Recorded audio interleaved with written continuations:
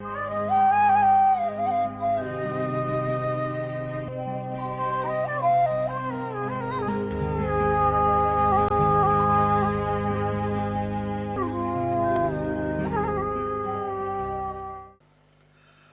शांति। मैं हमेशा ही बहनों को कहता हूँ कि इतना लंबा चौड़ा परिचय देने के बदले में एक ही दो शब्दों में कह सकते हैं, रमेश भाई आत्मा है, परमात्मा की संतान है। इनसे बड़ा और क्या परिचय हो सकता है। बाकी तो हम सब यहाँ जितने भी बैठे हुए बाबा के अनन्य रत्न ही हैं। कल भी बाबा ने जो मुरली स्टार्ट किया तो बहुत सुंदर बात कही कि आज बाप दादा अपने सामने और चारों तरफ के छोटे संसार को देख हर्षित हो रहे हैं, क्योंकि यह छोटा लेकिन अति प्यारा है संसार, और यह संसार की एक एक आत्मा श्रेष्ठ आत्मा है। आप में से कई संस्कृत जानते होंगे।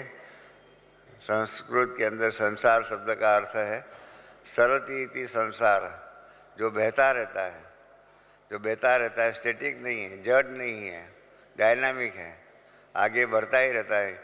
जैसे नदी होती है, नदी का जो पानी जो है समुद्र से बाष्पीभवन होकर के, समझो गंगा नदी है, तो गंगा नदी का पानी जो है समुद्र से बाष्पीभवन द्वारा, बादलों के द्वारा हिमालय पहुंचता है। हिमालय में जाकर के बारिश होती है और फिर पहाड़ों में घूमती फिरती नदी मध्य भारत के प्लेन में आती है और फिर अंत में समुद्र में जाकर के मिलती है।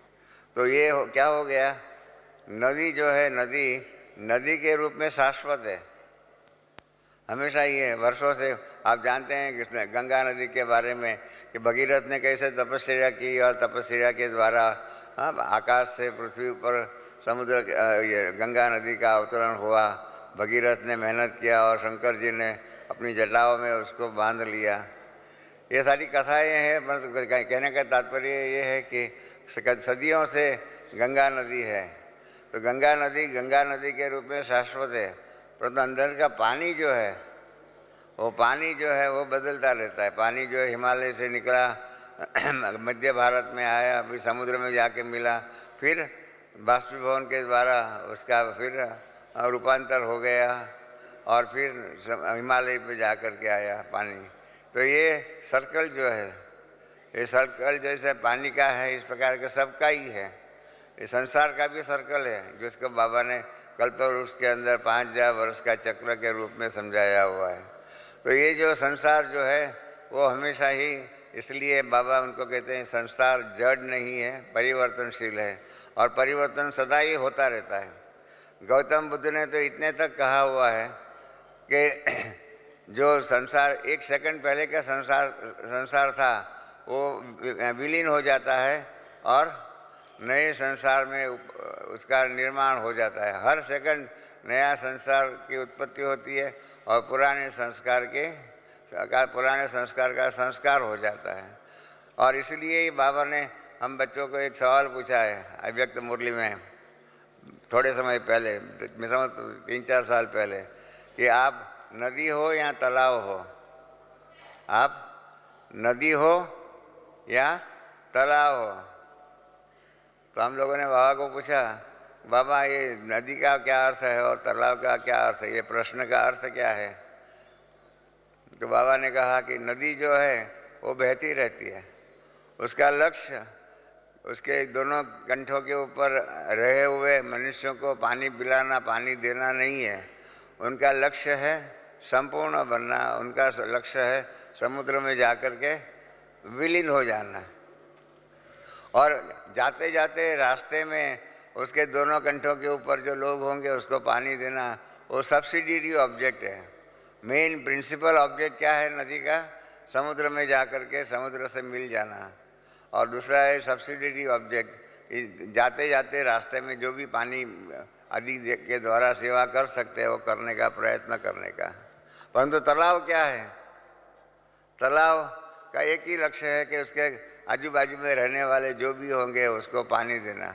तालाब न आगे जाता है न पीछे जाता है, वहाँ का वहाँ ही रहता है, वहाँ ही पानी जो है आता है, वहाँ से ही पानी सबको काम में आता है। माना तालाब जो है उसका प्रिंसिपल और सब्सिडियरी ऑब्जेक्ट वही है कि लोगों की सेवा करने का, जबकि नदी के प्रिंसिपल ऑब्जेक्ट है संपूर्ण बनना, कर्मातीत बनना, बाबा जो कहते हैं मुक्ति, जीवन मुक्ति पाना, ये सारा जो हम आत्माओं का लक्ष्य है। और इसके बीच में जो भी सेवाएं हो सकती है वो करना चाहिए, क्योंकि सेवाओं के द्वारा हम अपना भाग्य निर्माण करते हैं। तो कल बाबा ने ये जो बहुत सुंदर बात कही कि छोटे से संसार को देख हर्षित होते हैं। छोटा ही है ना, दैवी परिवार दुनिया के हिसाब से कितना है, करोड़ों लोग रहते हैं, 700 करोड़ से भी ऊपर आजकल आबादी हो गई है। उसके बीच में हमारे 8-9 लाख क्या हो गए, छोटा सा ही संसार है। परंतु ये संसार के अंदर बाबा ने कहा कि हर एक आत्मा श्रेष्ठ आत्मा है। कल दादी गुलजार, मैंने नोट भी किया हुआ है टाइमिंग, 7:18 मेरी घड़ी के मुताबिक गुलजार दादी संदल पर बैठे, 7:23 को ध्यान में बाबा के पास गए, 7:30 को बाबा का दिव्य अवतरण हुआ और 7:40 को बाबा ने मुरली शुरू की। बाबा से मैं इसलिए बताता हूँ, बोलता हूँ कि इस प्रकार से टाइम मैनेजमेंट करना बाबा से सीखना चाहिए। हम लोग क्या होता है, घड़ी के सामने देखते नहीं हैं, समझते हैं क्या है, बोलते रहो बोलते रहो बोलते रहो, परंतु बाबा घड़ी को देखते हुए करते हैं। क्योंकि कल की मुरली जो है ना, इस सीज़न में कल 6ठी मुरली थी, नवंबर की 2, दिसंबर की 2, जनवरी की 1, 18 जनवरी और कल 2 फरवरी की। 6 मुरलियों में से कल की मुरली लंबे में लंबी थी। 7:40 को बाबा ने स्टार्ट किया और जब बाबा ने पूछा अभी आगे क्या करना है, और मुन्नी बहन ने बताया कि बाबा सेवा का टर्न पंजाब जोन का है, तब तक 9:10 हुई थी। माना 7:40 से जो ऑपरेटिव प्रिंसिपल पार्ट जो है, मेन पार्ट जो है मुरली का, वो 8:10 को 9:10 को चला। माना 1 घंटा 30 मिनट, 1.5 घंटा पूरी मुरली बाबा ने कल चलाई। कंटेंट ज़्यादा नहीं था, परंतु कल बाबा एकदम आस्ते आस्ते स्लोली हर एक आत्मा को न सिर्फ वो ज्ञान सुनने में आए, परंतु उस ज्ञान को डाइजेस्ट कर सके, उसका अनुभव कर सके, उसी के लिए बाबा ने ये बताया। 9:10 के बाद सेवा का टर्न की बात आई बाबा के पास, बाबा ने बताया। उसके ऊपर बाबा ने 9:20 तक, मतलब 10 मिनट जो है पंजाब जोन के भाई बहनों से बात किया। उसके बाद 9:20 से 4 विंग्स की जो मीटिंग में आए हुए थे, उनकी जो मीटिंगें हुई, उसके ऊपर बाबा ने ज्ञान दिया। फिर 9:35 को माना कि विंग्स के भाई बहनों के साथ 15 मिनट बात किया। उसके बाद बाबा ने डबल विदेशियों के साथ 9:35 को शुरू किया और फिर आगे और फिर याद प्यार दिया, पहली बार आने वाले को मिले, और इस प्रकार से 9:52 52 मिनट तक बाबा सबको मिलते रहे और मुरली चलाते रहे विभिन्न क्षेत्रों के लोगों के साथ। और फिर स्टेज के ऊपर कार्य चला, मोहिनी बहन आदि से मिले और फिर बाबा 11:02 पर हम सबकी विदाई लेकर के वापस परमधाम या सूक्ष्म वतन जहाँ भी जाना होगा उनका आगे का कार्य करने के लिए निकले। इस प्रकार से देखा जाए तो 7:30 से बाबा का दिव्य अवतरण हुआ था और 11:02 निकाल दो, क्योंकि घड़ी का फर्क हो सकता है, तो इसी हिसाब से 7:30 से 11, 3.5 घंटा बाबा हम बच्चों के साथ में रहे। ये हम सबका बहुत बड़ा सौभाग्य है। भक्ति मार्ग में तो परमात्मा की एक झलक दिखाने के लिए, देखने के लिए हम कितने तड़पते थे, और यहाँ पर बाबा 3.5 घंटा साकार रूप में, साकार रथ के द्वारा हम बच्चों से मिलते थे और हम बच्चों को धारणा में, हम बच्चों को पुरुषार्थ में, इन सब बातों में तैयार करते थे। बाबा ने बहुत सुंदर बात कही हुई है कि बाबा का हर एक बच्चा जो है वो क्या है, राज्य अधिकारी है। राज्य अर्थात बाबा ने दो बातें कही, स्वराज्य अधिकारी और विश्व राज्य अधिकारी। वर्तमान में क्या होगा? स्वराज्य अधिकारी और भविष्य में विश्व राज्य अधिकारी। और स्वराज्य अधिकारी की बाबा ने कुछ डेफिनेशन बताई कि स्वराज्य अधिकारी अर्थात मन, बुद्धि, संस्कार, कर्मेंद्रियों का राजा है, कर्मेंद्रियों के वश नहीं है, मन के भी मालिक हैं। अपने को अपने मन का, अपने संस्कारों का मालिक समझो। इस प्रकार से बाबा ने करके संस्कार स्वराज्य का अनुभव बताया, अर्थ बताया। मन, बुद्धि, संस्कार, कर्मेंद्रियों का भी जो राजा है, कर्मेंद्रियों के गुलाम नहीं है, मन के भी गुलाम नहीं है। बाबा ने इसके बारे में भी एग्जाम्पल दिया। हम कहते हैं मेरा मन, मैं मन हूँ, ऐसा नहीं कहते, मेरा मन। तो मन जो है हमारी एक प्रकार की सूक्ष्म ज्ञान इंद्रिय है। तो इस प्रकार से बाबा ने कहा। और बाबा ने फिर क्या कहा? देखो कि बाबा एक टॉपिक से दूसरे टॉपिक पर इतना सुंदर से जाते हैं कि हमें मालूम नहीं पड़ता है। नहीं तो कई बार कई लोग ऐसा करते हैं, एक पॉइंट से दूसरा पॉइंट जाते हैं, बीच में ऐसा झटका लगता है। बाबा की मुरली का एक मिठास कहो, प्यार कहो, रस कहो, ये है कि एक के बाद एक पॉइंट से दूसरी पॉइंट पर जाते हैं तो भी बिल्कुल कोई भी प्रकार का ठकाक के रूप में आवाज़ नहीं होता है, झटका नहीं लगता है। बाबा ने देखो कितना सुंदर परिवर्तन किया मुरली में आगे का टॉपिक के लिए कि स्वराज अधिकारी के साथ समानधारी भी है, स्वराज अधिकारी के साथ समानधारी भी है। तो मैं समानधारी आत्मा हूँ, इस प्रकार की बाबा ने बात कही। और इस स्मृति में देखो समानों की लिस्ट आपके सामने आती है। हमें समान के पीछे नहीं जाना है, परंतु क्या है, समान हमारे पास आते हैं। तो इस प्रकार से समानों की लिस्ट कर कर बाबा ने अनुभूति की बातें कही। अपना 4 स्वरूप, बहन जी ने तो कहा 5-6 स्वरूप की बात कही, परंतु कल बाबा ने उसमें से 4 स्वरूप ही लिया। पहला जो स्वरूप लिया, बाबा ने कहा हर बच्चों के गले में स्वमान की माला डाली हुई है। स्वमान सुनते ही आपके सामने अपने स्वमान स्मृति में आ गए और उसको याद करो।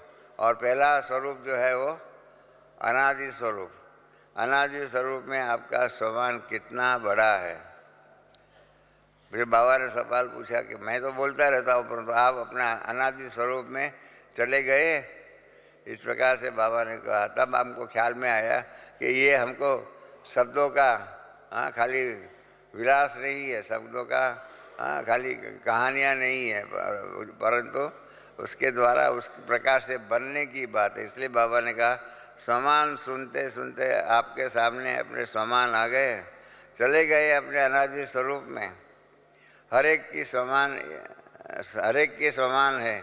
एक तो बाप के साथ साथ चमकती हुई आत्मा बाप के साथ कारण विशेष चमकती हुई दिखाई दे रही है।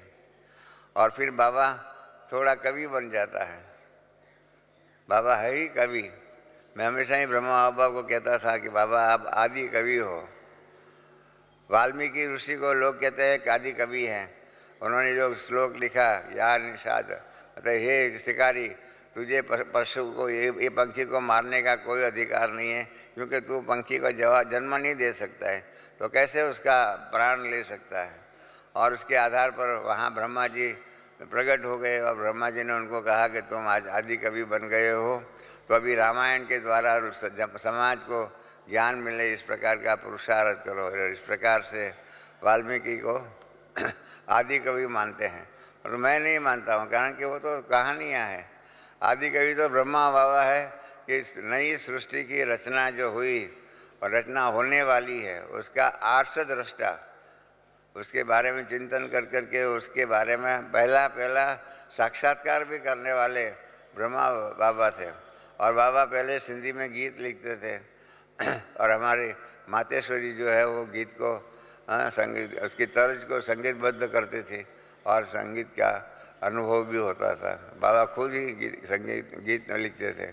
जो आज भी बाबा ने कहा नहीं, पाना सो पार गया, ये सारी बातें जो है वो उसका गीत है, उसके आधार पर है। अंग्रेजी में भी हमारे यूजिन भाई जो है लंदन के, उन्होंने वो गीत गाए हुए हैं, बहुत सुंदर गाया हुआ है उन्होंने अंग्रेजी में भी उसका भाषांतर करके। तो ये बाबा ने जो गीत की बातें कही, मतलब जो भी चमकती हुई बातें कही, और जो प्रकृति के साथ एग्जाम्पल देकर के सिद्ध करने का प्रयत्न किया। क्या होता है कि एग्जाम्पल के द्वारा सिद्धांत समझाने की कोशिश करते हैं तो जल्दी समझ में आता है। जैसे बाबा ने कहा,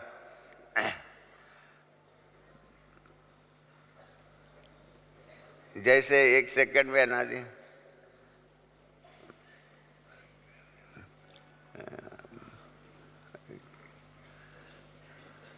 जैसे आकाश में यहाँ कोई कोई सितारा विशेष चमकता है, ऐसे बाप के साथ होने के कारण चमकती हुई आत्मा हो, याद आया अपना अनादि स्वरूप।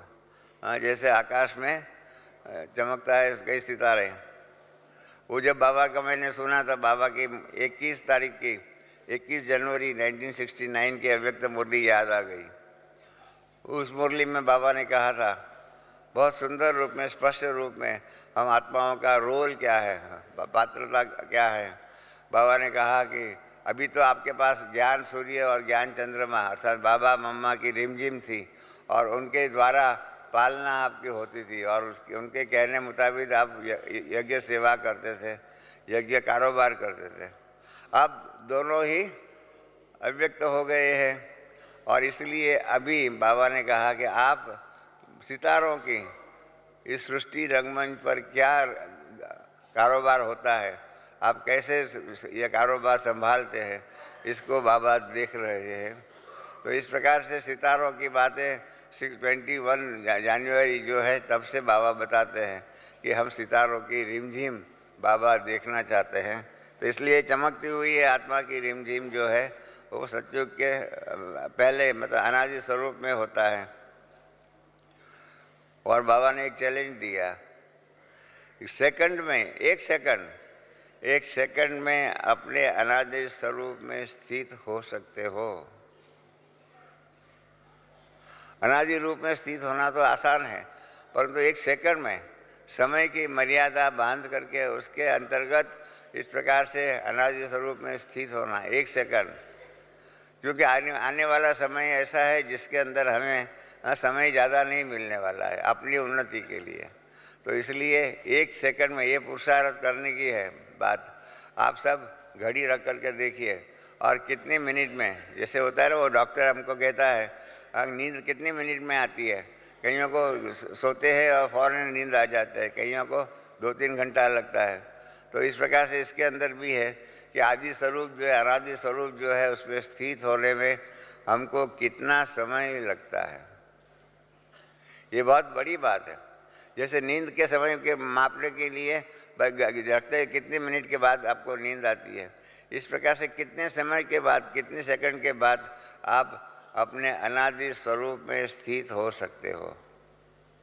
बहुत कठिन बात है, कहीं तो स्थित हो ही नहीं सकते। उनको सारी दुनिया के वो हमारे वहाँ गुजराती में कहते हैं मियाँ दुबले क्यों, तो सारे गाँव की फिक्र।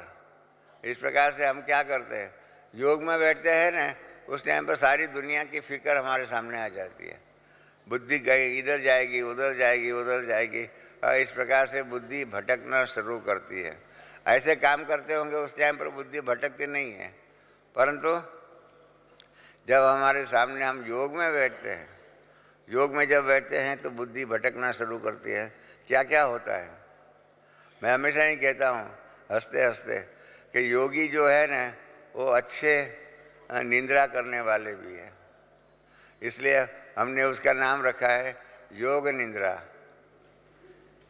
मैंने गुलजा दादी को एक बार कहा कि दादी आपको तो अव्यक्त अर्थात अशरीरी बनने में, हम बाबा के पास जाने में 5-7 मिनट लगती है, तो हमारे पास ऐसे योगी है, ऐसे योगी हमारे गामदेवी सेंटर पर कि लास्ट में 3 मिनट का गीत बजता है ना, वो 3 मिनट के गीत में भी अशरीरी हो जाते हैं। तो मेरे को दादी ने कहा वो अशरीरी हो जाता है, वो कैसे आपको मालूम पड़ता है? मैंने कहा वो जो है ना झुटका खाना शुरू करते हैं। आप भी बाबा के पास जाते हो तो झुटका खाते हो ना, इस प्रकार से ये लोग भी झुटका खाते हैं। तो इस प्रकार से योग निंद्रा, और उसमें भी विदेश में एक तकिया मिलता है, वो तकिया यहाँ पर रख देने का कंधे के ऊपर, तो गर्दन जो है ना वो टाइट हो जाएंगी, और इसके कारण गर्दन ऐसे ऐसे हिलेंगी नहीं, इसलिए और किसी को मालूम नहीं पड़ेगा कि आप नींद करते हो। नहीं तो आप नींद करते हो ना तो ऐसा झुटका खाते हो, ऐसा ऐसा बॉडी हिलता है। परंतु ये तकिया ऐसा बहुत सुंदर है, इसलिए मैंने उसका नाम ही रखा है योगी तकिया। आप सब जिसको भी चांस मिले वो योगी तकिया ले लेना। उसके बाद क्या होगा, आप झुटका खाते होगे ना, नींद भी करते होगे तो किसको मालूम नहीं पड़ेगा।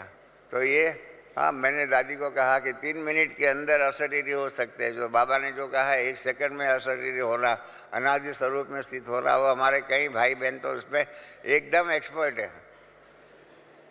आपके भी सभी के क्लास में ऐसे हो गए जो 1 सेकंड में कलकत्ता में मैं गया था तो दादी निर्मल संता ने बताया था कि हमारे यहाँ इंद्राणी करके एक बहन है, वो सारे क्लास के अंदर जब जब क्लास चलता होगा झुटका ही खाती रहती है। परंतु निर्मल संता दादी ने बताया कि ये इंद्राणी बहन जो है ना झुटका खाती है पर मुरली बराबर सुनती है। मैंने कहा ये कैसे होगा, क्या उसकी एक खूबी है। हम लोग जब झुटका खाते हैं तो मुरली सुन नहीं सकते बराबर, परंतु ये बराबर झुटका खाते खाते भी मुरली सुनती है, और कोई भी प्रश्नों का अभी मुरली में क्या बोला फट से वो जवाब देती है। तो ये भी एक उनकी विशेषता है कि झुटका खाते खाते भी बाबा की ज्ञान की क्या कहे पालना लेती रहती है। तो ये अपना अनादि स्वरूप जो है ना उसमें स्थित होने का है। फिर बाबा ने आगे का दूसरा स्वरूप बताया कि अभी आगे बढ़ो, इस सृष्टि चक्र के आदि में आ गए।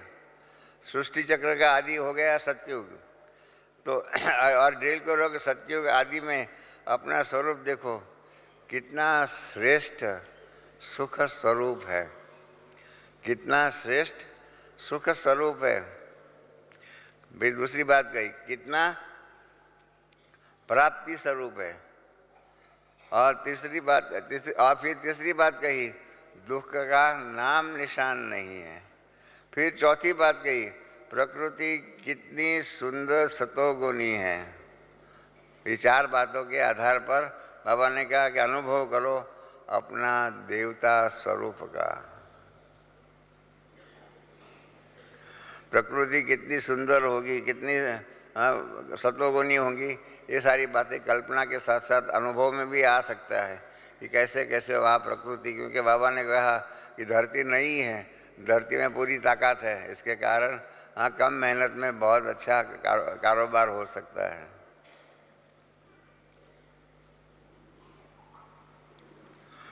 फिर बाबा ने एक बहुत सुंदर बात कही, हमारी एक कंपैरिजन किया है।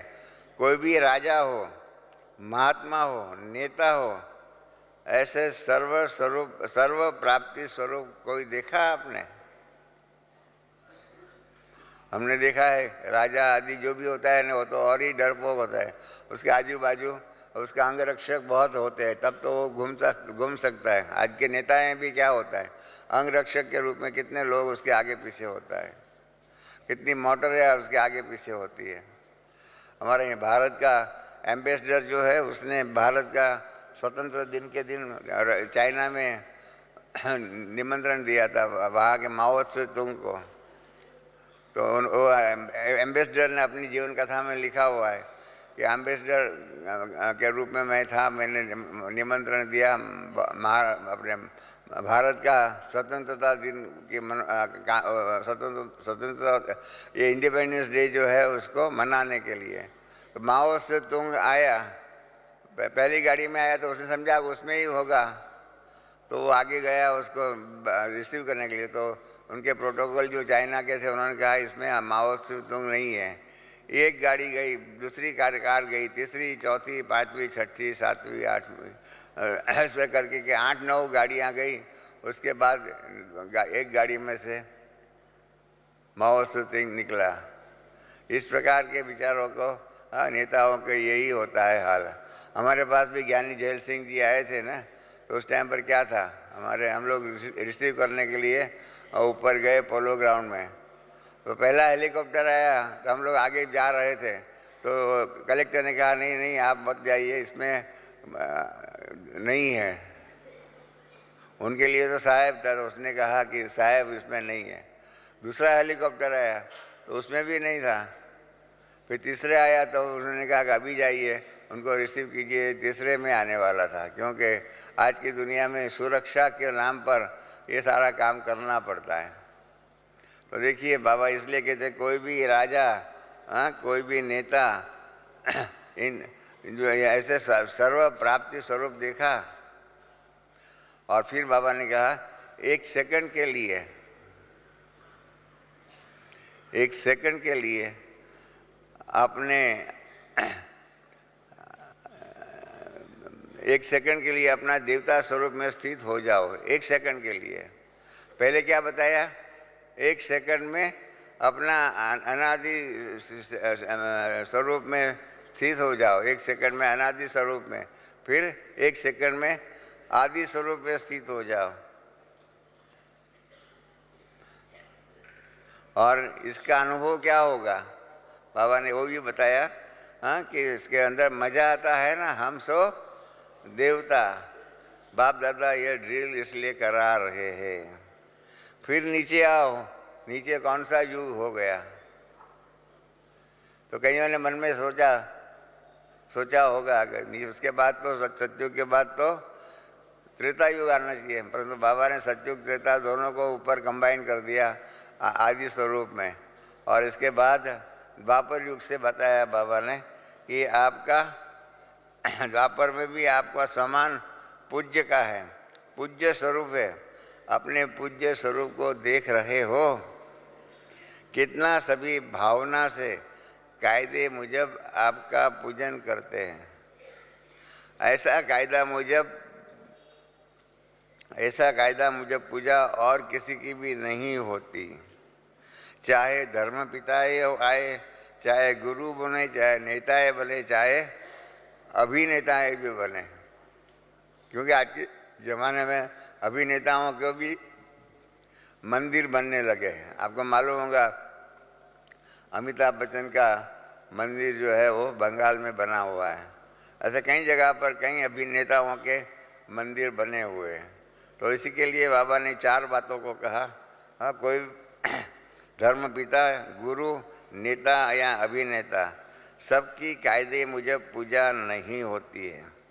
तो अपना समान देखा। एक अव्यक्त मुरली थी, उसके अंदर बाबा ने बहुत सुंदर ये पूजा की बात कही।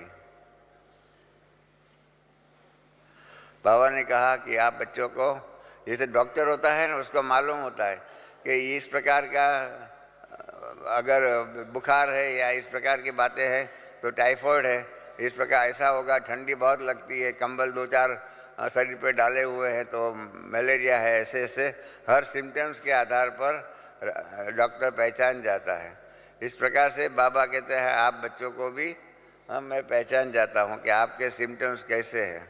तो इसलिए बाबा ने कल जो बताया इस प्रकार का कि पूज्य बनने के लिए, और उसके लिए बाबा ने वो मुरली में कहा था कि आप लोगों को होमवर्क मैं देता हूँ कि कौन से ऐसे कर्म आप करते हो जिसके आधार पर आपका गायन होता है, कौन से ऐसे आप कर्म करते हो जिसके आधार पर आपका पूजन होता है, और तीसरी बात कही कौन से ऐसे कर्म है जिसके आधार पर आपका गायन और पूजन होता है। बाबा ने कहा मैंने ये होमवर्क दिया हुआ है। और हमारी बड़ी दीदी जो है ना, उसका मैं एक अनुभव सुनाऊँ। बाबा ने जब ये होमवर्क दिया ना, तो दूसरे दिन बड़ी दीदी का एक खूबी थी कि क्लास के अंदर टीचर आकर के संदल पर बैठे उसके पहले वो आ जाती थी, हमेशा उसका रिकॉर्ड था। तो एक दिन जब भी बाबा ने ये होमवर्क दिया, उस दिन जो है दीदी मनमोहिनी 10 मिनट लेट आई। 10 मिनट लेट आई तो मुरली के क्लास के बाद मैं बड़ी दीदी के पास गया। मैंने कहा दीदी आज आप 10 मिनट लेट आए, आपकी तबीयत तो ठीक है ना? तो दीदी ने कहा मेरी तबीयत तो ठीक है। तो मैंने कहा दीदी आपने आज रिकॉर्ड कर दिया, आप 10 मिनट, आज तक हमने कभी भी आपको क्लास में लेट आते हुए नहीं देखा है। हमारे जैसा नहीं है दीदी, हम तो आस्ते आस्ते आधे नींद में आधे जागृत में आकर के क्लास में बैठते हैं और फिर गुटखा खाते रहते हैं। दीदी ने तो कहा कि नहीं रमेश, बाबा ने कल रात को होमवर्क दिया कि कौन से ऐसे कर्म है जिसके आधार पर आपका गायन होता है, कौन से ऐसे कर्म होता है जिसके आधार पर आपका पूजन होता है, और कौन से ऐसे कर्म है जिसके आधार पर आपका गायन और पूजन दोनों हो सकता है। तो इस प्रकार से हमने, दीदी ने बताया कि हमने अपनी सखियों को बुलाया और ये तीनों प्रकार के कर्तव्य क्या है जिसके आधार पर हमारा गायन या पूजन या गायन और पूजन हो सकता है। ये होता है ऐसा। आप हनुमान जी के मंदिर में जाओ तो क्या होगा, तेल चढ़ाते होगे, पूजन होता होगा, गायन नहीं होता है। और कई जगह पर गायन भी होता है, पूजन भी होता है, कई जगह पर सिर्फ गायन होता है, पूजन नहीं होता है। इस प्रकार से जैसे हवेलियाँ हैं गुजरात में, ये अपने कई जगह वल्लभाचार्य संप्रदाय के, वहाँ पर श्री कृष्ण का बाल स्वरूप रहता है, उसका गायन करते हैं, उसको झूले में झुलाते हैं, ये सारा करते हैं, परंतु पूजन नहीं होता है। गायन और पूजन कईयों देवताओं का जो होता है, आप जाओ लक्ष्मी नारायण के मंदिर में जाओ, वहाँ गायन भी होता है, उसके भजन गाने वाले भी भजन गाते रहते हैं। और इसलिए तो संगीत का एक अलग डिवीज़न है जिसको कहते हैं हवेली संगीत। ये हवेलियाँ मतलब छोटे बाल मुकुंद जो होता है उसकी मंदिर में उसका गायन करने के लिए, गायन गाने के लिए जो भजन बनते हैं वो हवेली संगीत के आधार पर बनते हैं। तो इस प्रकार से गायन पूजन की बात है। बाबा ने कल कहा कि चाहे जो 4 बातें कही कि धर्मपिता, गुरु, नेता और अभिनेता, उन सब का पूजन कायदे मुजब आपका जैसे होता है ऐसा नहीं होता है। फिर उसके बाद चौथा स्वरूप जो है, चौथा स्वमान जो है, उसके बाबा ने याद किया, अभी आओ संगम पर, सब चक्र लगा रहे हो। बाबा ने फिर सबको कहा, क्योंकि बाबा एक के बाद एक अनुभव का चक्र, अनुभव की अनुभूति करा रहे हैं, इसलिए बाबा को पूछना पड़ा कि सब चक्र लगा रहे हो, देखो अपना स्वमान, क्योंकि स्वराज्य अधिकारी हो। और क्यों स्वराज्य अधिकारी कैसे है, बहुत सुंदर बाबा ने बात कही है, संगम पर स्वयं भगवान, संगम पर स्वयं भगवान आपकी जीवन में स्वयं मालिक, आप बच्चों में पवित्रता की विशेषता भरता है। स्वयं भगवान जो है आपके जीवन में स्वयं मालिक बन आप बच्चों में पवित्रता का विशेषता भरता है, क्योंकि पवित्रता जो है वो आपके सर्व अविनाशी सुखों की खान है। इसके ऊपर रिसर्च होनी चाहिए कि पवित्रता ये सर्व सुखों की खान कैसे है। तो यह भी प्रत्यक्ष प्रमाण आपको पवित्रता का है कि पवित्रता की जायदाद बाप से प्राप्त हो गई। अब चेक करो, पवित्रता सर्व प्राप्तियों का आधार है। पवित्रता से आप सभी मास्टर सर्वशक्तिवान बन गए। चेक करो, सर्वशक्तियाँ प्राप्त है। और फिर बाबा ने एग्जाम्पल दिया कि कई बच्चे कहते हैं बाबा सर्वशक्तियाँ तो दी, परंतु कोई कोई समय शक्ति जो है वो आवश्यकता होती है, उसके बाद थोड़े समय के बाद आती है, बात पूरी हो जाती है और फिर आती है। इस कारण क्या है कि वरदान में बाबा ने फिर भी समय पर, वरदान में बाप ने दी, ये दी, परंतु क्या है फिर भी समय पर नहीं आते। उसका कारण क्या, शक्तियाँ जो है वो समय पर हमको काम में नहीं आती। बाबा ने एक मुरली में कहा है कि आप एक्सीडेंट होने वाला है उस टाइम पर आपको ब्रेक लगानी चाहिए। एक्सीडेंट हो जाए और उसके बाद आपका ब्रेक लगे तो फ़ायदा क्या। इसी प्रकार से बाबा ने कल ये कहा कि लेट आपके शक्ति आ जाए, काम तो हो गया, उसके पहले आपने क्रोध कर लिया, उसके पहले आपने मोह कर दिया, उसके पहले आपने रोना कर दिया या क्रोध आदि जो भी किया होगा, उसके कारण क्या हो जाएगा, बाद में याद आता है कि हमको ये नहीं करना है। इसलिए बाबा ने उसका रहस्य बताया कि शक्तियाँ आपके पास उसी टाइम पर क्यों नहीं आती है। कारण यही है कि आप सर्वशक्तिमान के स्मृति की सीट पर नहीं होते हो। और लौकिक दुनिया में भी ऐसा ही है, कोई भी किसका ऑर्डर मानते हैं तो सीट वाले का ही ऑर्डर मानते हैं। सीट पर जो बैठा हुआ होगा वही ऑर्डर मानता होगा। दादी प्रकाशमणि ने मुझे एक बहुत अच्छी बात सिखाई थी।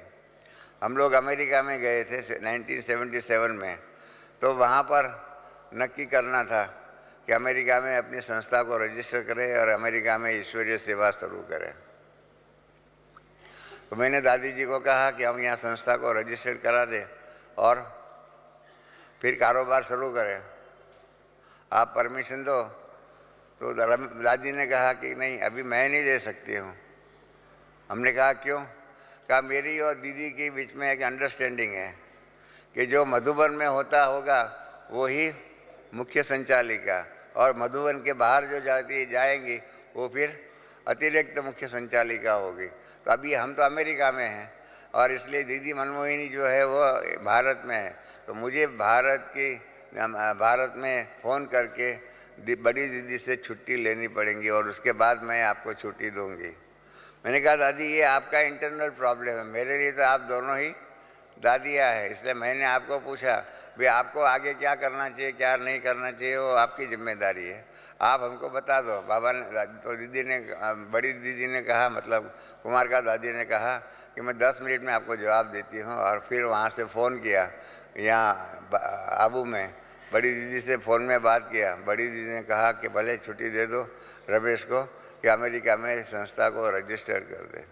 और 10 मिनट के अंदर बड़ी दीदी ने मतलब हमको कुमार का दादी ने छुट्टी दिया और अमेरिका में सेवा रजिस्टर्ड हो गई, कारोबार आगे बढ़ा। तो ये कारोबार के अंदर विधियां बनानी पड़ती है, जिस विधियों के कारण विधि पूर्वक कार्य करने से क्या होगा, एक्सीडेंट नहीं होगा।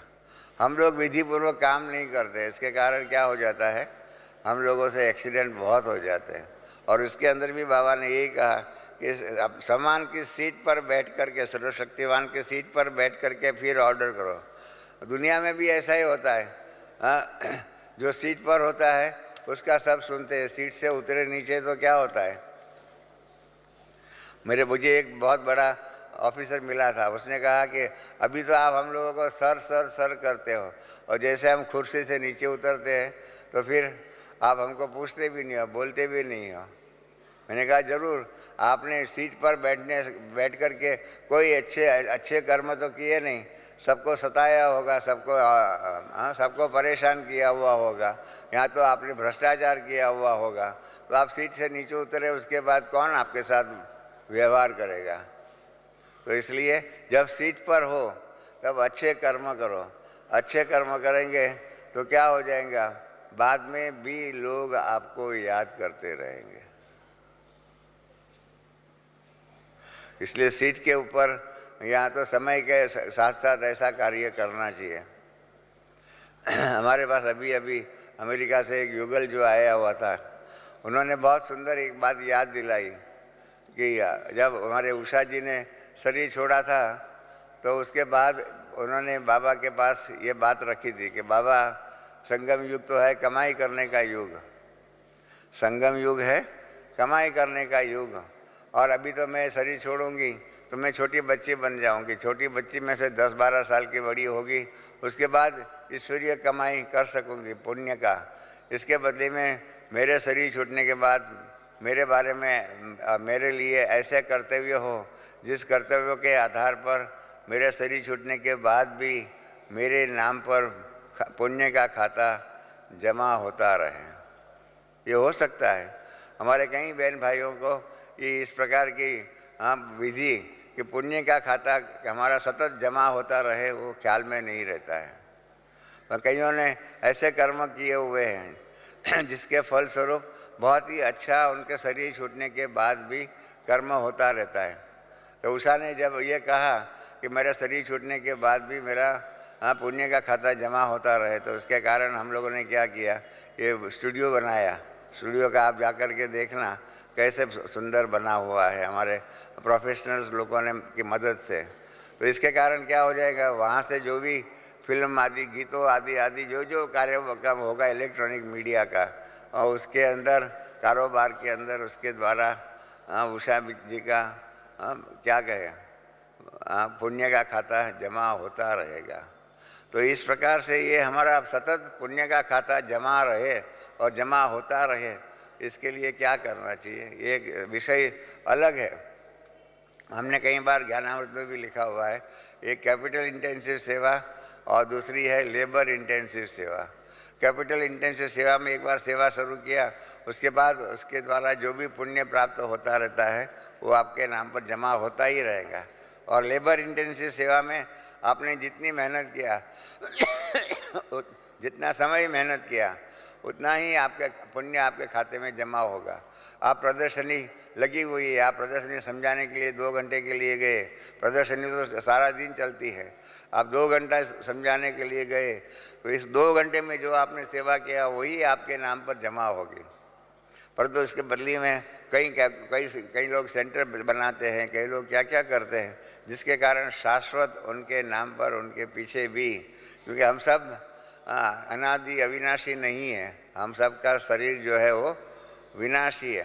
तो विनाशी शरीर होते हुए भी हमारे नाम पर ईश्वरीय सेवा, हमारा पुण्य का खाता, हमारे पीछे हमारे बाद भी अविनाशी रूप में पुण्य का खाता चल सकता है।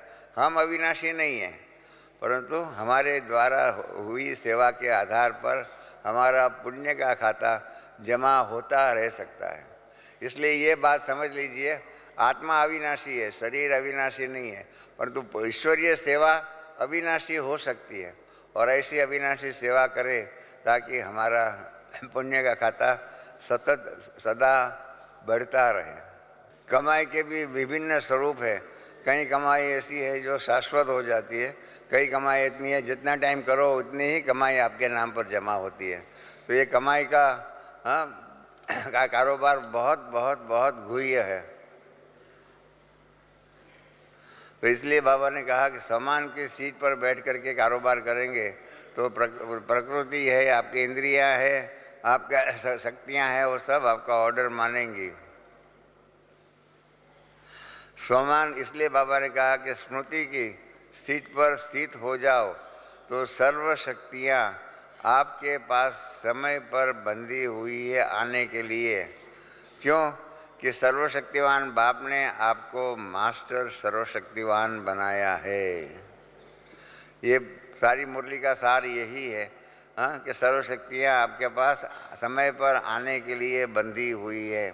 और इसके कारण हमारे पास अगर कोई शक्ति समय पर नहीं आवे, समय पर हमको क्रोध करने में से रुकावट नहीं डाले, मुँह में आंसू आँख में आने के बदले में रुकावट न डाले, उसके कारण इसलिए मतलब ये नक्की करो कि हम समान की सीट पर बैठे हुए हैं। बाकी ये हर एक शक्ति का हमारे साथ कनेक्शन है, क्योंकि हम मास्टर सर्वशक्तिवान के बच्चे हैं। फिर बाबा ने चौथा स्वरूप के बाद 5वां स्वरूप बताया। उसके हमारे बहुत शॉर्ट में कहा कि संगम के बाद कहाँ जाएंगे, रिटर्न जर्नी करेंगे ना। हाँ, रिटर्न जर्नी करेंगे ना। इसलिए बाप दादा यही चाहते हैं कि हर एक सारे दिन में यह एक्सरसाइज करते रहे, समय निकालो, बार बार यह सम्मान की माला पहनाने से, अनुभव करने से जो बाप दादा ने स्वराज्य अधिकारी बनाया है, यह नहीं हो सकता कि सामान आपके ऑर्डर पर नहीं चले, सिर्फ सामान की सीट पर सेट हो जाओ। फिर क्या कि इस सेट के बाद आगे लिया। देखो एक बार एक लिंक के अंदर जो होता है ना, चेन होती है ना, एक के साथ दूसरी होती है और उसके बाद तीसरी चौथी, इस प्रकार से लिंक में होती है।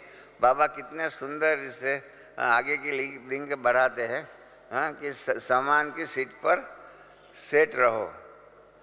फिर बाबा ने क्या कहा, हाँ, कितना सुंदर दृश्य तरीके से बाबा का, इसलिए मैं हमेशा मुझे अच्छा लगता है बाबा की मुरली, उसमें साहित्य भरा हुआ होता है। बाबा युक्ति युक्त भी बोलता है। बाबा ने फिर आगे कहा, सभी अटेंशन रखते हैं लेकिन नियमित रूप से अपनी दिनचर्या सेट करो, बीच बीच में अपने सामान की श्रुति में स्थित रहो। जैसे ट्रैफिक कंट्रोल करते हो तो यह सामान की स्मृति आदिकाल से रिटर्न जर्नी तक की बीच बीच में टाइम फिक्स करो। यह चलते फिरते भी कर सकते हो क्योंकि मन की सीट पर बैठाना है, मन को सीट पर बिठाना है। और फिर उसके अंदर क्या बताया बाबा ने, फिर देखो आगे टर्न कैसे लिया। बाप दादा ने पहले भी कहा योग सब लगाते हैं, लेकिन अब आवश्यकता किसकी है? समय की हालतों को देख पहले भी सुनाया कि अब ज्वालामुखी योग की आवश्यकता है। कैसे एकदम सुंदर सहज रूप में आगे लेके जाता है कि जिसके कारण हमको कोई भी प्रकार का धक्का ना लगे। और इसलिए समय की आधार पर बाबा इस सीज़न की सभी, कल छठी मुरली थी तो सभी मुरलियों में समय की सावधानी सूचना देते ही रहते हैं। कल भी कहा कि समय की हालतों को देख पहले भी सुनाया, अब ज्वालामुखी योग की आवश्यकता है। ज्वालामुखी योग का हमारे स्पार्क की मीटिंग कल पूरी हुई, उसके अंदर भी एक विषय रखा हुआ था, ज्वालामुखी कौन योग क्या है। उसकी नोट्स बन रही है, आपको भी ज़रूरत पड़े तो पीछे बाद में बन जाएंगी तो आपको सूचना देंगे। तो आप स्पार्क में से ज्वालामुखी योग क्या है उसके पूरी डिटेल आप मंगा सकते हैं, जिससे डबल काम होंगे। एक तो पुराने संस्कारों का संस्कार हो गया। अभी एक देखो बहुत सुंदर रहस्य बताए, अभी संस्कारों को मारते हो लेकिन जलाते नहीं हो।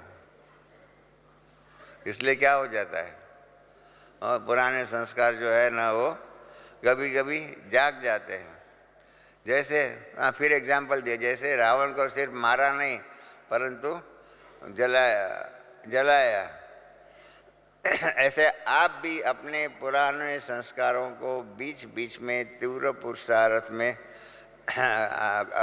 कमी कर देते हैं। इसलिए ज्वालामुखी योग की आवश्यकता है।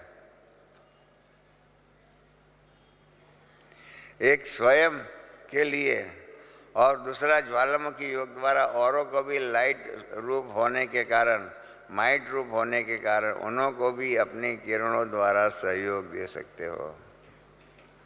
ये बहुत नया चैप्टर बाबा ने बहुत सालों के बाद टच किया।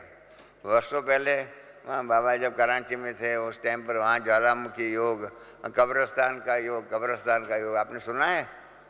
कब्रिस्तान रूपी योग। बाबा सभी हॉल के अंदर सभी बहन भाइयों को सुला देते थे, एकदम अशरीरी होने का अभ्यास कराते थे। और फिर बाबा वहाँ उसमें उस सभा के बीच में जो सब सोए हुए हैं उसके बीच में जाग करके सबको दृष्टि दे करके उनको कब्रिस्तान के रूप में अनुभूति, मुक्ति की, जीवन मुक्ति की अनुभूति स्थूल में शरीर में होते हुए भी कराते थे। ऐसे बहुत से विभिन्न प्रकार के योग है। बिंदु स्वरूप का योग है, झूरुयान का योग है, ऐसे बहुत स्वरूप के योग है। इसके अंदर अभी जो समय जो है उसके मुताबिक अभी हमें ज्वालामुखी योग का कारोबार करना चाहिए। परंतु जब ज्वालामुखी योग क्या है और किस चिड़िया का नाम है वही मालूम नहीं होगा तो ज्वालामुखी योग कैसे करेंगे।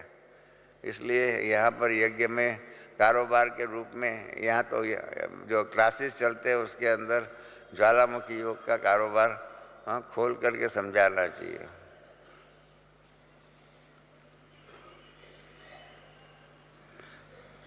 इसलिए बाबा ने बहुत सुंदर एक बात कही है, ऐसे आप भी अपने पुराने संस्कारों को बीच बीच में तीव्र पुरुषार्थ में कमी कर देते। इसलिए ज्वालामुखी द्वार योग की आवश्यकता है, एक स्वयं के लिए और दूसरा ज्वालामुखी योग के द्वारा औरों को भी लाइट और माइट स्वरूप होने के कारण उन्हों को भी अपने किरणों के द्वारा सहयोग दे सकते हो। ये दो कर्तव्य, दो कारण के आधार पर ज्वालामुखी योग करना चाहिए।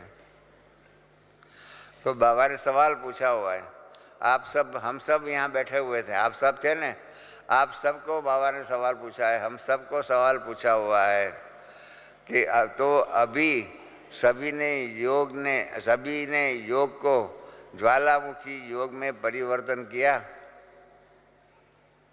ये कल बाबा का पॉइंटेड क्वेश्चन था सबके लिए कि अभी अपने योग को ज्वालामुखी योग में परिवर्तन किया। समय के साथ साथ परिवर्तन हर चीज़ में आता ही रहता है। मैं हमेशा ही कहता हूँ, कन्या होती है, हाँ, तब माँ बाप के घर में होती है तो कन्या होती है, फिर शादी होती है, हाँ, तो उसका जो रूप जो है कर्तव्यों का वो पत्नी के रूप का बन जाता है, फिर माँ बनती है तो दूसरा रूप हो जाता है, फिर उसके बाद उसके बच्चों की शादी होती है तो सास बन जाती है। ये समय के साथ साथ जो परिवर्तन हुआ उस प्रकार से होना ही चाहिए। तो इस प्रकार से बाबा भी हम बच्चों को समान की सीट में बिठा करके समय के साथ साथ परिवर्तन कराता रहता है।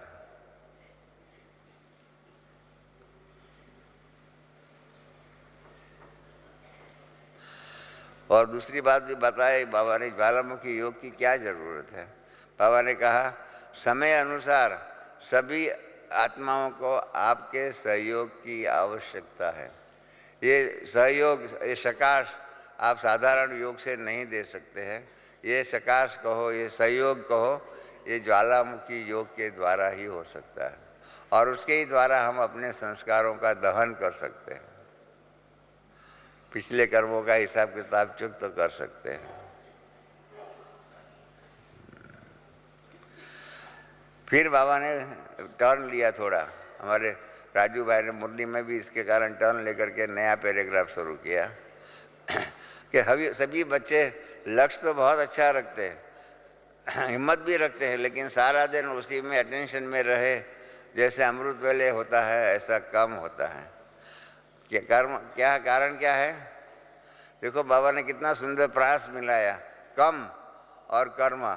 खाली एक ऊपर रह लगा देते हैं तो कम में से क्या हो जाता है? कर्म हो जाता है। बाबा शब्दों के साथ बहुत अच्छा खेल खेलते हैं। यह जो कर्म में लगते हो, कर्मयोगी बन करके कर्म करना, उसके अंतर में फर्क पड़ जाता है। एक साधारण काम करना वो एक बात है और कर्मयोगी बन करके कर्म करना वो दूसरी बात है। ये भी बहुत गुह्य बात है। हमारी रतन भाई दादी को हमारी रिक्वेस्ट है कि ये जो बाबा ने महावाक्य कहा कि कर्म योगी बन कर्म करना और कर्म करने में लग जाना, इसमें अंतर पड़ जाता है। क्यों? क्योंकि आप योग लगाने वाले नहीं हो, आपका जीवन ही योगी जीवन वाले हो आप, तो जीवन सदा रहती है, कभी कभी नहीं। फिर बाबा पूछते हैं, बाबा क्या चाहता है आप बच्चों से? ये ज्ञान की बहुत महान खूबी यही है। हाँ, परमात्मा, हम लोग तो कहते थे, भक्ति मार्ग में भी कहते हैं, हाँ, क्या कहते हैं, हाँ, इच्छा मात्रम अविद्या। ऐसा नहीं है। अभी यहाँ हमें मालूम पड़ा कि परमात्मा को भी इच्छा होती है। अगर परमात्मा को इच्छा होती है तो हमको क्यों नहीं होंगे? तो इसलिए बाबा कहते हैं कि परमात्मा आप बच्चों से क्या चाहता है? प्यार में तो बहुत करके पास है। प्यार की सब्जेक्ट में बाप ने देखा मेजोरिटी बाप के साथ मेरा बाबा कह करके प्यार का अनुभव करते हैं।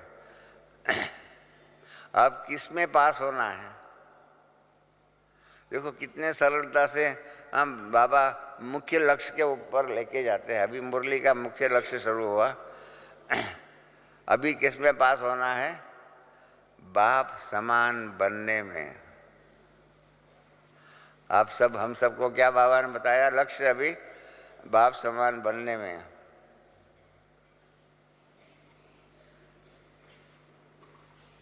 बाप समान बनना है कि बाप बाप रहेगा और आप बच्चे ही रहो, ऐसा बच्चे ही रहेंगे, बड़े नहीं बनेंगे, ऐसा बाबा ने बोले ना दिया है। तो बाप समान बनना पड़े। प्यार माना क्या? प्यार वाला जो कहे वह करना, इसको ही प्यार कहा जाता है। तो सभी बच्चे बाप के प्यारे हैं और बाप का प्यार भी आपसे है। तो इसलिए बाबा ऐसा चाहते हैं कि जैसा प्यार है ऐसा लक्ष्य रखो कि हमको बाप समान बनना है। इसके ऊपर भी एक सेपरेट क्लास होना चाहिए कि बाप समान बनने में क्या करना चाहिए, क्या पुरुषार्थ करें, जिसके आधार पर न सिर्फ हम परंतु और लोग भी हमारे बारे में कहे कि ये बाप समान है।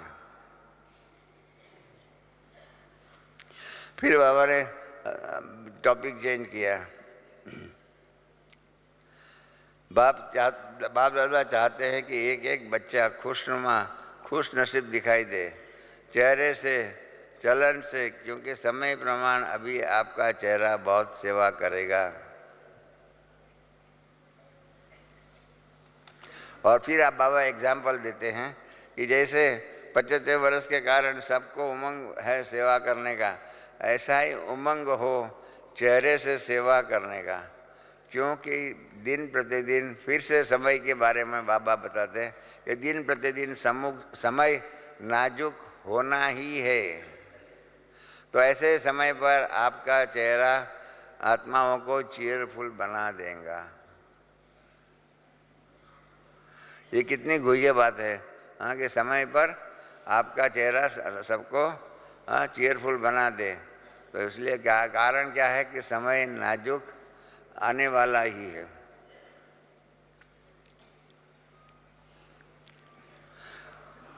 फिर बाबा अपना अनुभव सुनाते हैं कि आज बाप दादा अमृत वेले चक्कर लगाया तो क्या देखा, बैठते सभी अपनी रुचि से भी है, लेकिन सबसे बड़ी अथॉरिटी अनुभव की है।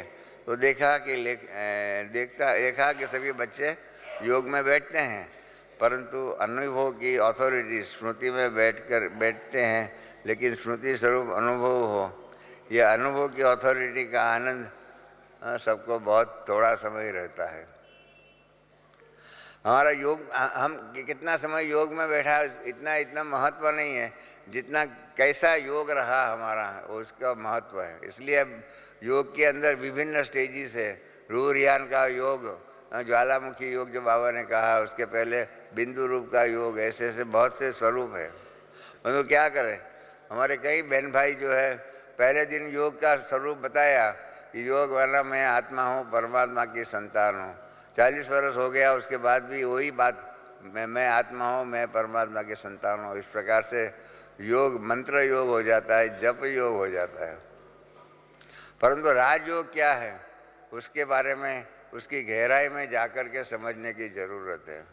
नहीं तो क्या हो जाएगा, हाँ, बस हम जपते रहेंगे, मैं आत्मा हूँ, मैं परमात्मा की संतान हूँ, आप मेरे पिता हो। इस प्रकार से हम परमात्मा को भी योग में याद कराते हैं कि आप भूल नहीं जाना, आप हमारे पिता हो। ऐसी बहुत सी बातें आ जाती है योग में। तो इसलिए बाबा कहते हैं कि योग जो है वो लगाना नहीं पड़े, आपका जीवन ही योगी जो जीवन है। और फिर क्या देखा, सबसे बड़ी अथॉरिटी अनुभव की है। तो देखा बैठते हैं, लेकिन अनुभव की अथॉरिटी के रूप में बैठना चाहिए। तो ये अनुभव की अथॉरिटी में खो जाओ। अभी और भी आगे बढ़ाना होगा, क्योंकि अनुभव की अथॉरिटी सबसे बड़े से बड़ी है। फिर बाबा ने अनुभव की डेफिनेशन बताई है। आप सबने नोट नहीं किया होगा मेरे ख्याल में, तो परंतु कल बाबा ने कई चीज़ों की डेफिनेशन बताई हुई है, जिसके अंदर अनुभव की डेफिनेशन बताई है कि स्मृति स्वरूप रहना, स्मृति स्वरूप रहना इसको कहा जाता है अनुभव। स्मृति स्वरूप रहना उसको कहा जाता है अनुभव। अनुभव ऐसा नहीं है कि चलो चाय पिया, चाय पीने का टेस्ट करो और उसका अनुभव हो गया, ऐसे योग में नहीं होता है। परंतु स्मृति स्वरूप में रहना इसको अनुभव कहते हैं।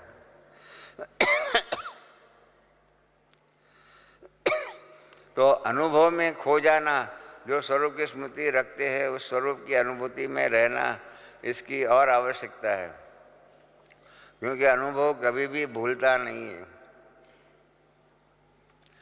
फिर बाबा ने आगे बढ़ाया और फिर बाबा ने कहा, क्या कहा, आज बाप दादा ने बच्चों का रिकॉर्ड देखा।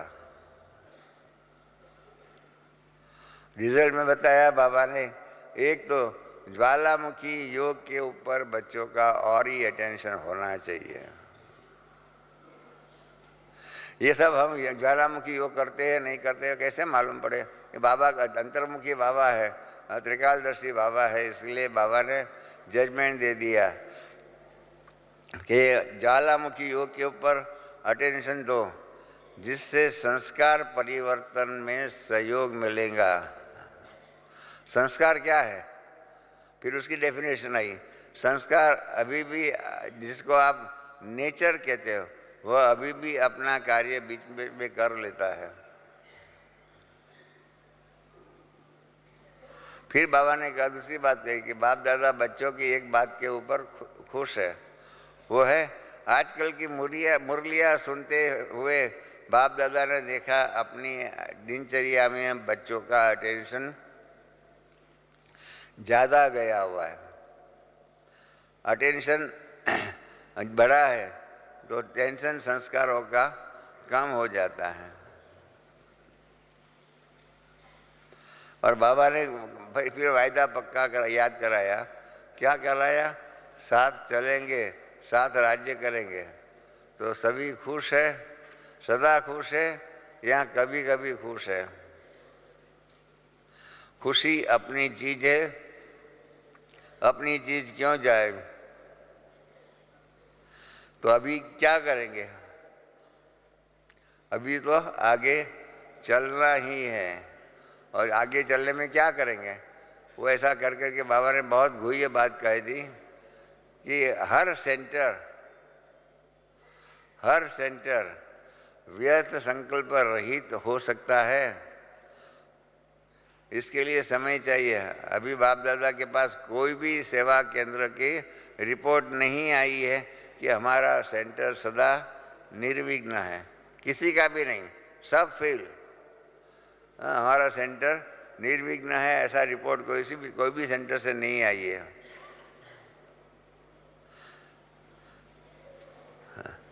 साथी भी, खुद भी निर्विघ्न और अपने साथियों को भी निर्विघ्न बनाना है। यह भी टाइम आना है जो हो जाएगा, क्योंकि बनना तो बच्चों को ही है। और कोई एग्जाम्पल में आएंगे तो जो पीछे तीव्र पुरुषार्थी बन आगे के लिए मेजॉरिटी को आपको ही आगे जाना है। हम औरों के लिए भी एग्जाम्पल बने, इसके लिए भी हमें आगे जाना पड़ेगा, आगे रहना पड़ेगा। फिर बाबा ने कहा, हम बाप बच्चों का देखा है कि आजकल जो मुरलियाँ चलती है उसके ऊपर बच्चों का अटेंशन ज़्यादा है, तो फिर कमी क्या है? वो बाबा ने बताई। वो बाबा एग्जाम्पल के द्वारा बताते हैं। बाप दादा ने देखा मुरली से प्यार सबका है, लेकिन करके हमारी कमजोरी का एग्जाम्पल दिया। लेकिन जगत अम्बा ने प्रत्यक्ष जीवन में दिखाया कि बाप ने जो कहा वह करना ही है। लक्ष्य रखा और पुरुषार्थ के तरफ अटेंशन भी दिया। आपकी दीदी दादी भी जो एडवांस पार्टी में गई है, उन्होंने भी अटेंशन दिया गया। अभी आप लोगों का इंतज़ार भी करती हैं और पूछती है वह कि समाप्ति का गेट कब खुलेगा, समाप्ति का गेट कब खुलेगा। जैसे यहाँ होता है ना, हॉल के गेट 3 बजे खोलते हैं, ऐसा होता है। लोग कितना 2 बजे से बाहर आके खड़े रह जाते हैं और गेट कब खोले इसका इंतज़ार में होते हैं। ऐसे ही हमारी एडवांस पार्टी भी इंतज़ार में है कि गेट कब खोले। फिर समय की कीमत बाबा ने बताई है, बहुत सुंदर बताई है बाबा ने कि संगम की एक एक सेकंड महान है। इसलिए संगम के समय का मूल्य सदा अपने बुद्धि में रखो। संगम 1 सेकंड में कितनी प्राप्ति कराता है।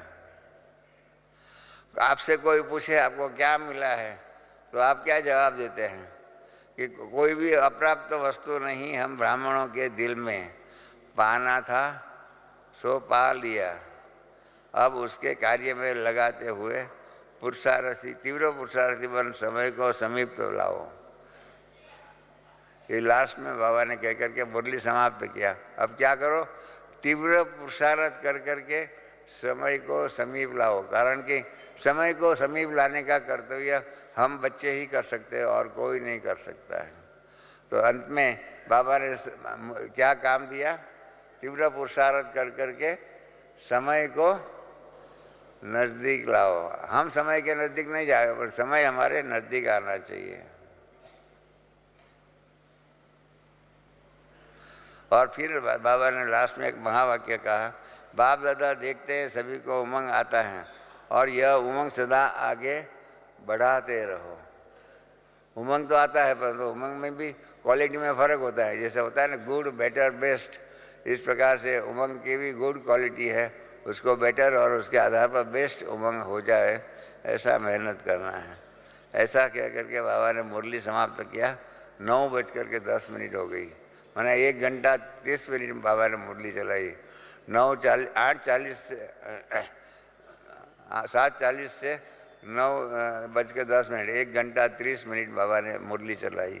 उसके बाद सेवा का टर्न पंजाब का जो है उसके बारे में कहा, पंजाब के बारे में कहा, विंग्स को कहा और डबल विदेशियों का, तीनों को एक समान कर्तव्य काम दिया। क्या किया, अभी पंजाब वारिस क्वालिटी लाएंगे। जैसे आदमी क्या होता है, समय नज़दीक आ जाता है तो आदमी अपना वारिस को ढूंढता है और वारिस को तैयार करता है। इस प्रकार से समय नज़दीक आता जाता है। बाबा को भी अपना परम धाम में जाना है, हम सबको साथ में ले जाना है। तो इसलिए क्या करना बाबा चाहता है, अभी वारिस बनाने का।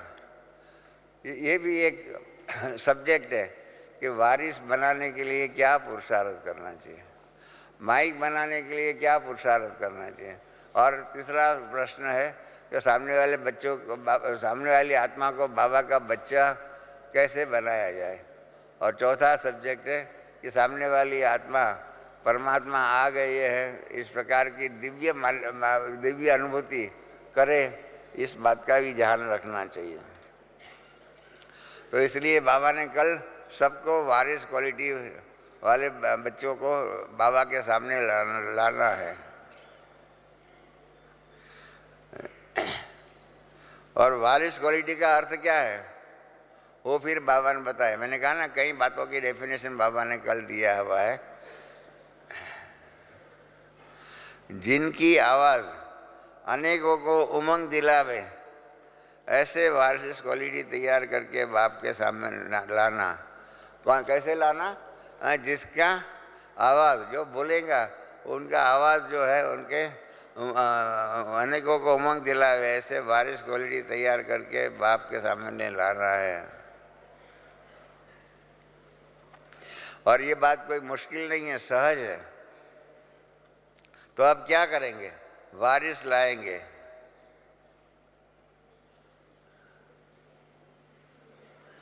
फिर बाबा ने बहुत अच्छी बात कही, उनको यहाँ बुला सकते हैं। अभी और भी सीज़न है आगे, इस वर्ष की सीज़न में कोई ऐसा लाओ जो पंजाब नंबर 1 हो जाए, कोई बड़ी बात नहीं।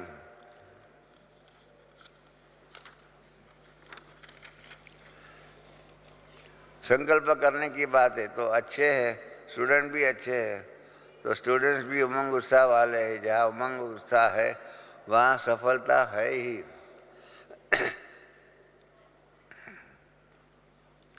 और बाबा ने ऑलराउंड सेवा करने वालों की भी महिमा किया कि चांस मिलता है और भाग्य भी बनता है। अभी तक जो भी जौन सेवा करते हैं बाबा ने देखा बहुत करके संतुष्ट करके ही जाते हैं। फिर बाबा ने 4 विंग से बात किया, स्पार्क, मीडिया, स्पोर्ट और रिलीजियस।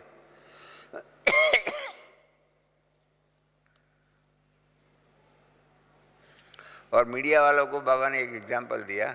कभी मीडिया द्वारा बाबा यही चाहते हैं कि यह संदेश सबको मिले कि अब समय प्रमाण हर आत्मा को अपने बाप से वर्षा लेने की प्रेरणा आवे।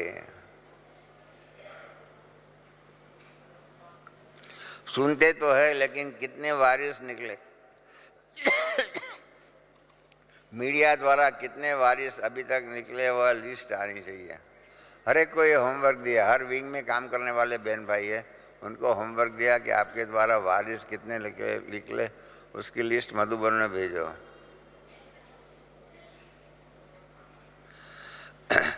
सेवा की वृद्धि विंग्स के द्वारा बहुत अच्छी हुई है और चारों ही वर्ग अपनी अपनी सेवा अच्छी कर रहे हैं, क्योंकि विंग सभी समझते हैं, सभी मेंबर समझते हैं कि हम जिम्मेवार हैं।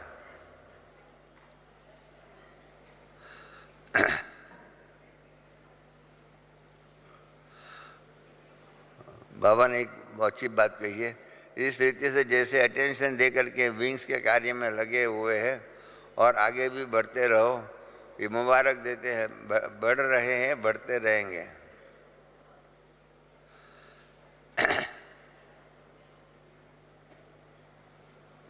परंतु क्या करने का है, कोई ऐसे समझदार वीआईपी हर विंग में आते हैं, उन्हें तैयार करो। ऐसे समझदार हिम्मत वाले का एक ग्रुप बनाओ जो वह भिन्न भिन्न ग्रुप वालों वर्ग वाले ग्रुप मिलकर के एक बात को स्पष्ट करें।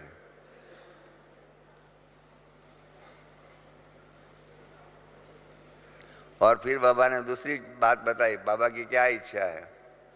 देखो बाप को भी इच्छा है, बाबा कहते हैं कि अभी प्रैक्टिकल में आवाज़ निकले कि ब्रह्मा कुमारियाँ क्या चाहती है, वो बाप चाहता है। 75 वर्ष की सेवा ने सभी को ब्रह्मा कुमारी इसका महत्व स्पष्ट किया है। आवश्यक है, कर सकती है, यहाँ तक है, सब वर्ग का सहयोग है, लेकिन परमात्मा आया है, ब्रह्मा कुमारियाँ तक पहुँचे हैं, पर परमात्मा आ गया, अभी यह समझ आती भी है। जिस समय सुनते हैं उस समय नशा भी चढ़ता है, लेकिन मैदान में आने की हिम्मत नहीं होती है। हर ग्रुप में 50% नए नए आते हैं, वो यहाँ आने की हिम्मत रखते हैं, यहाँ आ जाते हैं। बाकी बहुत से 50% से भी ज़्यादा सेंटरों पर या तो टीवी के द्वारा अपने घरों में मुरली सुनते हैं, तो यहाँ आने की हिम्मत नहीं रखते हैं। और ये टीवी आदि के द्वारा बाबा ने क्या कहा, इन बातों के कारण क्या हो गया, धरनी तैयार हुई है, अब फल निकालना है। बाप दादा बच्चों की मेहनत पर खुश है, चारों ही विंग को बाबा मुबारक देते हैं। फिर डबल फॉरेनर्स के लिए कहा, देखो उनकी भी डेफिनेशन बाबा ने बताई कि मधुबन डबल फॉरेनर्स को बाबा ने टाइटल दिया है मधुबन का श्रृंगार। मधुबन का श्रृंगार है, क्योंकि वो आते हैं तो मधुबन में रौनक हो जाती है और अच्छा फर्क भी लाते हैं। तो इसलिए बाबा ने कहा कि पहले आप बच्चे ही विदेशी भाई बहनों को कहा वाह वाह करते थे, अभी क्या हो गया, वाह वाह करते हो।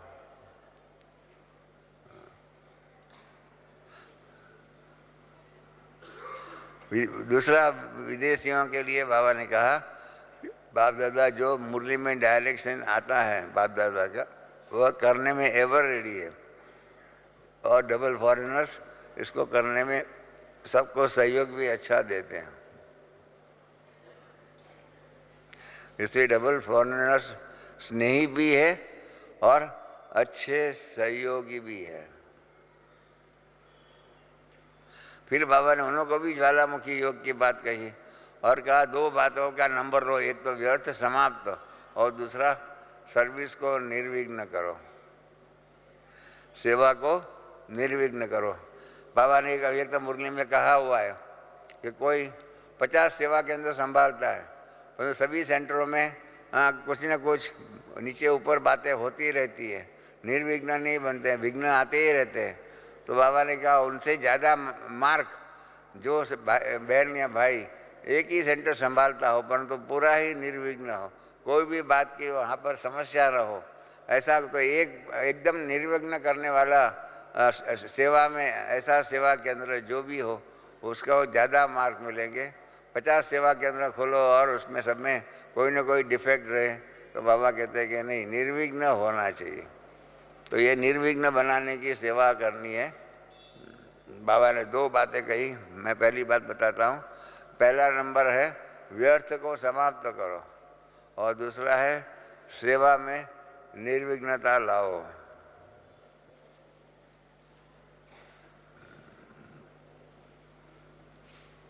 फिर बाबा ने कहा कि आप बच्चे अनुभव की अथॉरिटी है।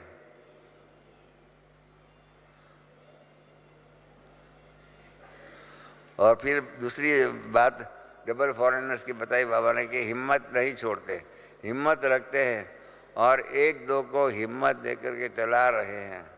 और जो ऐसे एक दो को हिम्मत देकर के चला रहे हैं उसको बाप भी मदद करते हैं।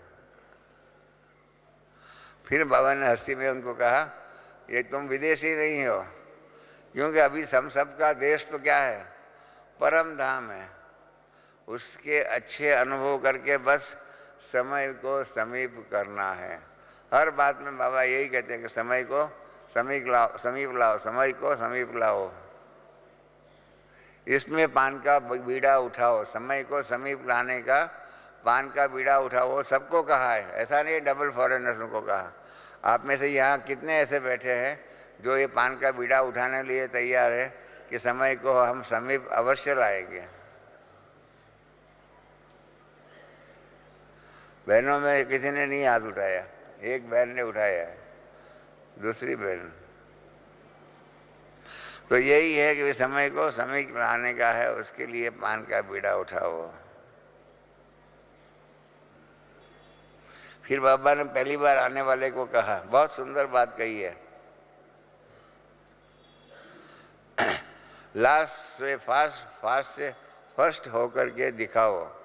एक महावाक्य में कितना, लास्ट से फास्ट से फर्स्ट बन के दिखाओ। आने से ही उनको कहा, हम लोगों को अभी कभी बाबा ने नहीं कहा था, हम ज्ञान में आए तब से इन्हों को नए लोगों को कहा है, आने से ही तीव्र पुरुषार्थ करो, करना ही है, बनना ही है, आगे जाना ही है, यह दृढ़ संकल्प करो। और ऐसे ऐसे एग्जाम्पल निकलने भी है। बाबा को खुशी है कि आप समय के पहले आ गए। वर्षे के अधिकारी बन गए। और फिर कहा अभी आगे से भी आगे जाके दिखाओ। हम पीछे आए हुए हैं, इस प्रकार का इन्फीरियरिटी कॉम्प्लेक्स जो है वो, उसके बारे में सोचो ही नहीं। और आप आगे जा सकते हो, बाबा ने वरदान भी दिया है। बाप दादा को खुशी है कि आपने जो पहली बार आने वाले भी जो है, इन्होंने बाप को पहचान तो लिया, और जिन्होंने बाप को पहचाना है वो कोई न कोई वर्षे का बाप से अधिकार प्राप्त करने के लिए भी निमित्त बनेगा। और इसलिए नए आने वालों को बाबा ने क्या कहा, बाप दादा और सारे परिवार की मुबारक हो, मुबारक हो, मुबारक हो, ऐसे कह करके डबल फॉरेनर से बात पूरी किया। फिर स्टेज का कारोबार चला। 9:52 को बाबा ने ये विंग्स का और सबका मिलने का, डबल फॉरेनर से मिलने का काम पूरा किया। 9:52 से 11:02, इस प्रकार से हम गिनती करें तो बराबर 50 मिनट बाबा ने, नहीं, एक घंटा 12 मिनट जो है बाबा ने स्टेज का कारोबार किया। सबसे मिले जुले, सबको याद कराया, हमको भी याद कराया 3 बार कि तबीयत का ध्यान रखने का है। और फिर विदेश की बड़ी बहनों को भी कहा, गायत्री बहन ने फूल भेजा है, उसके बारे में भी कहा कि कहीं ऐसे परिवार जो है बहुत लकी है, जैसे वो जो वजिया बहन जो है बीमार है लेकिन लास्ट आई है, फास्ट जा रही है, तो ऐसे अच्छे निकले हैं। अच्छा है, आप भी सभी देखो इंडियन हो, सब इंडिया के हैं, हर तो आप ही हो ना। इस प्रकार के कह करके बाबा ने डबल फॉरेनर से बात किया। अंत में फिर से मतलब ये याद दिला दूँ मैं, बाबा ने क्या कहा, एक तो अनुभव की अथॉरिटी बनो, दूसरा क्या कहा, समय को नज़दीक लाओ, तीसरा क्या किया, अपने सेंटरों को निर्विघ्न बनाओ। ये 3 तो मुख्य बात है। उसके अलावा बाकी है ज्वालामुखी योग आदि के द्वारा। बाबा ने सवाल पूछा हुआ है, आप सभी ने अपना योग को ज्वालामुखी योग में ट्रांसफ़र किया? तो ये 4 बातों के ऊपर बाबा ने जो होमवर्क दिया हुआ है उसको करना पड़ेगा। उसको करने से क्या हो जाएगा, प्राप्ति होगी और हम आगे भी बढ़ सकते हैं। तो इसलिए कल की मुरली जब हम सब ने तो यहाँ डायरेक्ट सुना, तो इसके लिए कल की मुरली के आधार पर हमको अपने आप पुरुषार्थ को तीव्र पुरुषार्थ में ट्रांसफ़र करना है और हो जाएगा। क्योंकि कल पहले हम लोगों ने ही किया हुआ था, इसलिए हमारी मेहनत के आधार पर, हमारे पुरुषार्थ के आधार पर हम तीव्र पुरुषार्थी हो सकते हैं। सिर्फ बात है लक्ष्य रखने की। लक्ष्य रखते हैं परंतु संस्कारों को पूरा जलाते नहीं है, इसलिए कभी कभी अपने पुराने संस्कार बीच में आ जाते हैं। उसके कारण क्या होता है, तीव्र पुरुषार्थ के बदले में साधारण पुरुषार्थ हो जाता है। तो इसलिए तीव्र पुरुषार्थी बनो, रेडी नहीं परंतु एवर रेडी बनो। इस प्रकार की बातें बाबा ने इस सीज़न में कही हुई है। सीज़न का नए नए पॉइंट्स के बारे में ध्यान रहे और उस प्रकार का नए नए पुरुषार्थ के बारे में पुरुषार्थ करें तो हमको ज़्यादा फल मिल सकता है।